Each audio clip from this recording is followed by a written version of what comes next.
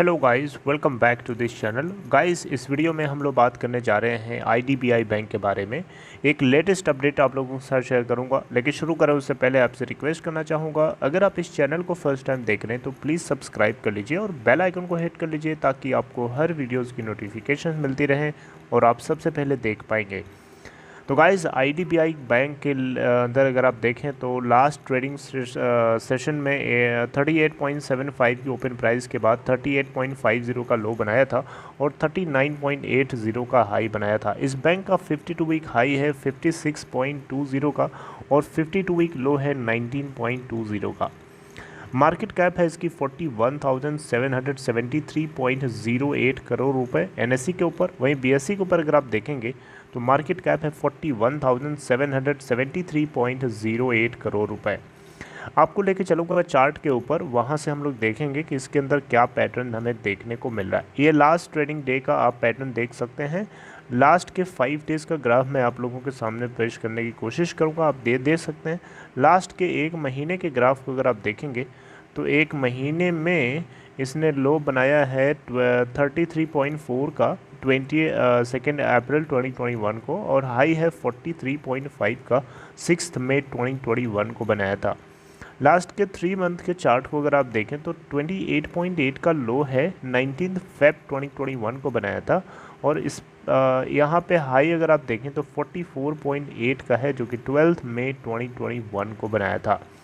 Last के 6 month के chart को अगर आप देखें तो इसका लो है, आप यहाँ देखें तो 26.35 का जो कि 27 जनवरी 2021 को बनाया था और इसका हाई है 44.8 का जो कि 12 मई 2021 को बनाया था।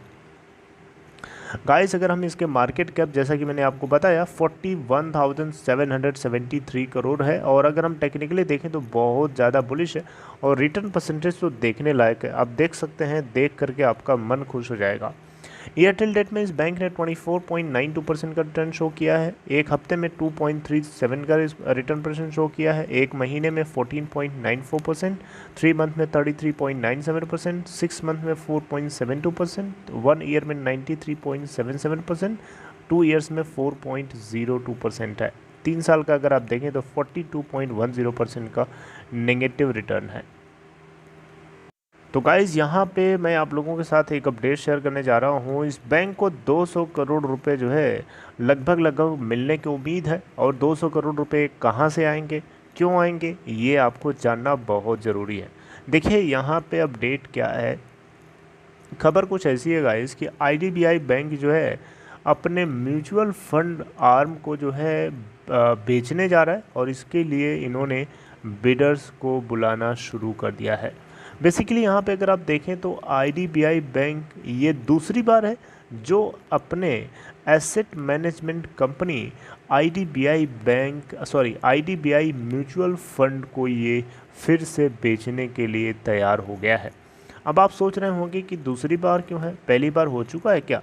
जी हाँ, पहली बार हो चुका है। लास्ट ईयर इन्होंने ये कोशिश करी थी कि इसके अंदर जो है पूरी अपनी 100% स्टेक को ये निकल जाए बेच करके, और इसके चलते इन्होंने जो है बिडर्स को इनवाइट भी किया था, जिसमें यहाँ पे अगर आप देखें तो मुथूट फाइनेंस जो है आगे बढ़ चढ़ के हिस्सा लिया था और ये सक्सेसफुल भी हुआ था।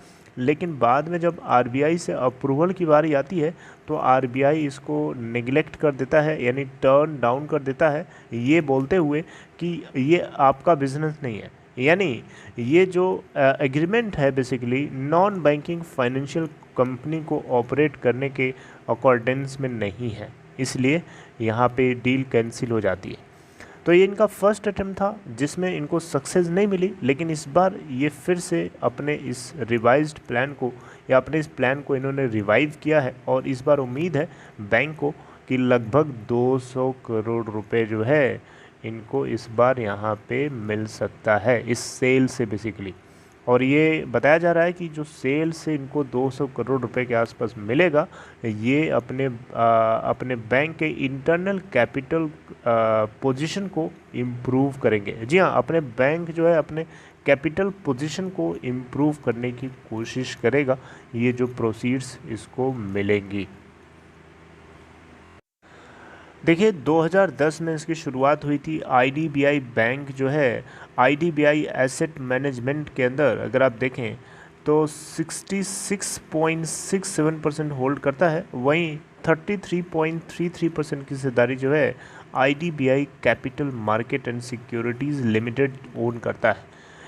राइट, तो यहाँ पे एसेट मैनेजमेंट कंपनी जो है, इन्होंने अपने मतलब AUM एसेट्स अंडर मैनेजमेंट जो है 4120 करोड़ रुपए जो है ये मैनेज करते हैं।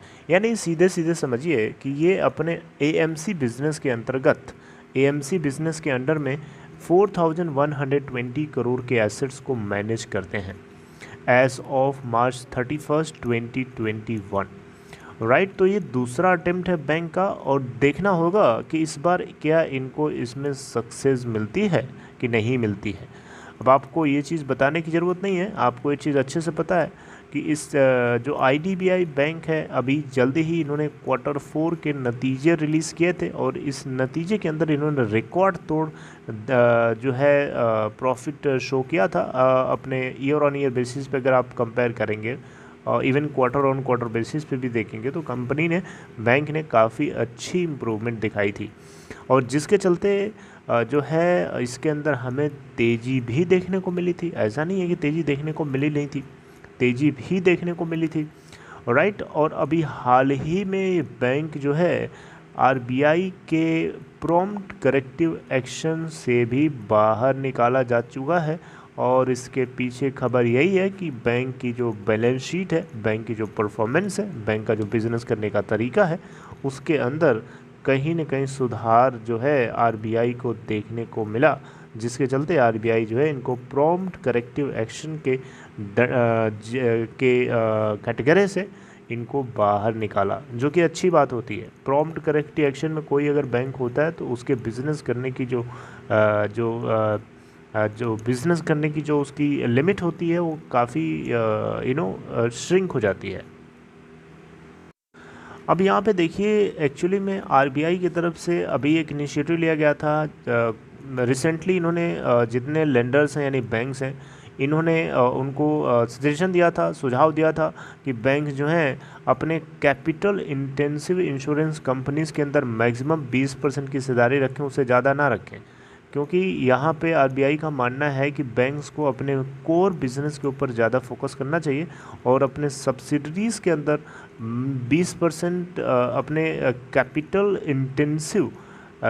इंटेंसिव इंश्योरेंस कंपनीज़ के अंदर रखें मैक्सिमम, और 30% मैक्सिमम अपने सब्सिडरीज़ के अंदर रख सकती हैं।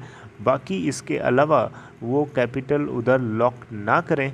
इससे बढ़िया है कि कंपनी या जो बैंक्स हैं वो अपने कोर बिज़नेस के ऊपर ध्यान दें, यानी उनका जो मेन बिज़नेस होता है लोन बांटने का और लोन से पैसे कमाने का, उसके ऊपर ध्यान दें।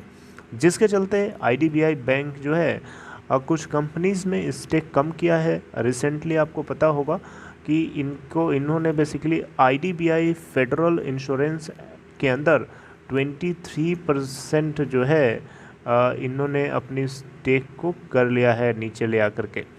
और यहाँ पे आईडीबीआई बैंक जो है प्लान भी कर रहा है कि अपने 26% की हिस्सेदारी जो है ये ओन करता है एनएसडीएल के अंदर, उसके अंदर भी कुछ पार्ट बेच सकता है अगर एनएसडीएल आने वाले टाइम में आईपीओ के माध्यम से लॉन्च होता है स्टॉक एक्सचेंज के ऊपर लिस्ट होने के लिए। तो राइट, तो गाइज़ ये एक अपडेट थी जो आईडीबीआई बैंक को लेकर थी, और जिसके चलते बैंक को एक्सपेक्टेशन है कि 200 करोड़ रुपए आएगा, जिसको ये कैपिटल अपने बैंक की कैपिटल पोजीशन को इम्प्रूव करने के लिए यूटिलाइज कर सकते हैं।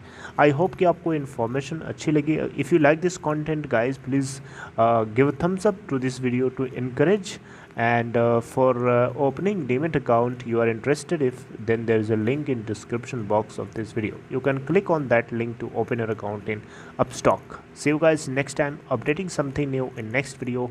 Till then, take care.